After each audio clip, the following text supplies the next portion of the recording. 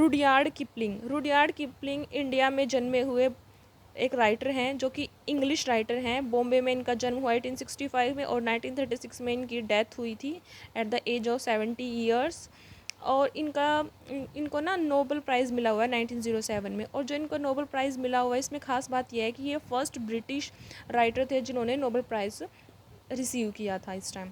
Okay, और इन पर influences रहा कुछ चीज़ों का, जिनमें से मेन चीज़ें ये हैं। Number 1 is glory of imperialism, superiority of the British, third one is darkly mysterious natives, and fourth is law of the jungle.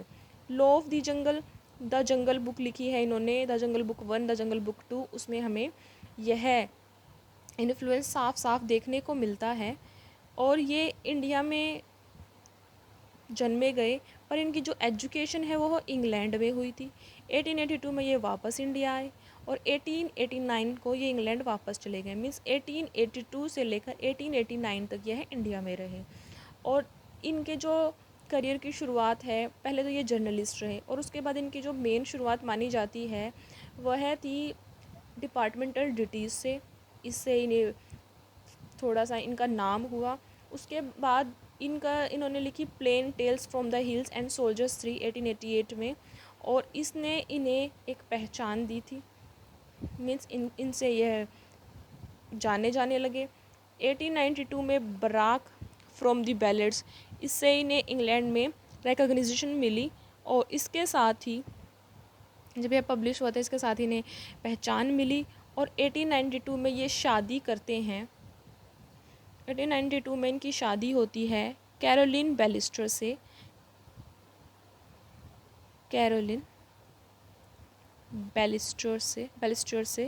और जो कैरोलिन बैलिस्टर हैं यह सिस्टर हैं वॉलकोट बैलिस्टर की। वॉलकोट बैलिस्टर अब कौन थे? मीन्स वह एक अमेरिकन पब्लिशर और राइटर थे जिसके साथ कोलैबोरेशन में रुडयार्ड किपलिंग ने नौलखा वर्क लिखा था। ओके, तो उनकी बहन थी ये। जॉर्ज ऑरवेल बहुत ही फेमस राइटर हैं। उन्होंने इनके बारे में कहा था कि ये प्रोफेट हैं ब्रिटिश इम्पीरियलिज्म के। रुडयार्ड किपलिंग को जॉर्ज ऑरवेल ने प्रोफेट ऑफ ब्रिटिश इम्पीरियलिज्म कहा था।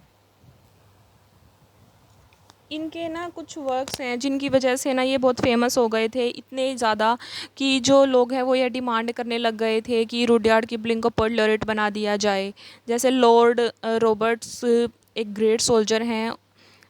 लॉर्ड रॉबर्ट्स इन्होंने एक वर्क लिखा था जो कि ग्रेट सोल्जर हैं उनकी शहादत पर लिखा था इन्होंने। और थिंग्स एंड द मैन ये वर्क लिखे थे इन्होंने। इसके बाद इंग्लिश मतलब जो जनता है वह डिमांड करने लगी कि रुडयार्ड किपलिंग को पोएट लॉरेट बना दिया जाए, बट ऐसा हो नहीं सका। मीन्स क्या हुआ ना कि जो ये पोएट लॉरेट बनाना चाहते थे, और ये एक वर्स मेकर हैं, बहुत ही अच्छे राइटर हैं और इनको अब वो नोबेल प्राइज़ भी मिलता है, पर ना इनके पास ना एक चीज़ नहीं थी। ये मीन्स अपने जो साइलेंस वाली जो चीज़ है वो नहीं थी। मीन्स जब हमारी रिलेशंस अदर स्टेट्स के अदर कंट्रीज़ के साथ आते हैं तो उस मामले में ये चुप्पी नहीं साध सके। Kipling had no grace to hold his tongue, और उनका जो है एरोगेंट ओपिनियन था इसने ऑफेंड कर दिया विदेश हैं उनको। और इनके जो ऑफेंड किया इन्होंने वर्क लिखे अगेंस्ट होते Russia, Germany, Ireland, US and Canada. Okay,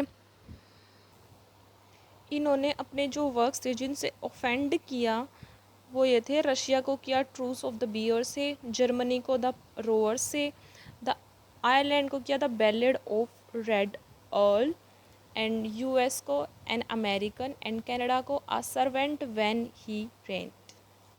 Rudyard Kipling के जो वर्क्स हैं सोल्जर्स 3 लाइक इसका यह ना कलेक्शन है शॉर्ट स्टोरीज़ का जो कि डील करता है एडवेंचर्स के साथ, एक आयरिश सोल्जर और उसकी कोकनी पल्स के साथ। ओके, और जो द जंगल बुक है इसमें हमें मोगली कैरेक्टर मिलता है। यह बहुत सक्सेसफुल रहा, बेस्ट था सभी वर्क्स में से, पर इसकी भी सारी स्टोरीज़ फेमस नहीं हुई थी।